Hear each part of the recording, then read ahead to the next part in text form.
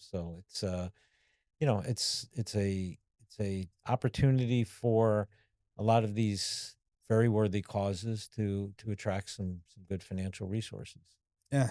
And as you said, a lot of the kids are staying down here. So there's a lot more opportunities down here. We always give advice to the kids and, we're seeing things like AI be out there. What do you see as some of the future things that people are getting involved in down here? And I mean, I think engineering is still a big opportunity, whether it's, technical or it's programming or it's, data science. But the whole STEM opportunity is really, and we see it every day. Um, in the high tech companies, they're constantly looking for very qualified people, right, and they're willing to pay a lot of money. So if you're 20 years old or 19 years old and you're trying to figure out your major, I tell this to kids all the time because being at the university, right, we get a chance to interface with kids all the time.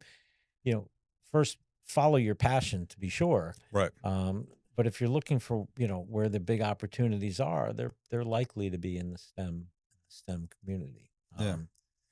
And so, having said that, I think the first requisite though is follow what you're most passionate about. And sometimes you have to be opportunistic. I mean, you just told your story, Yeah, how you stumbled yeah, into your first company.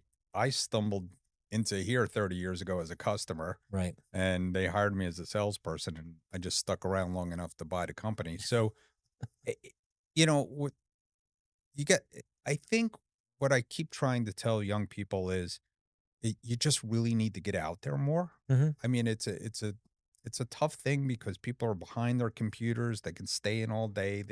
Right. But getting out there, there's nothing. Listen, when you and I were coming up in the business community, we would go to networking events, Right. right?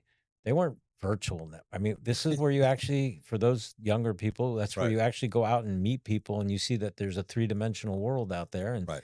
you interact and it's a different kind of interaction than it is either on a Zoom or certainly in texting formats or chat formats.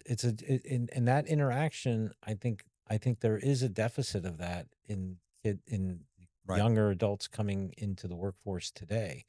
Look, we have a whole thing going on. One of my companies we have is a company. I mentioned the company C3 a while ago. We Right. have a company now called P3. We're not very creative with names, but it's a precision point partner. So we kept the DNA of our precision name.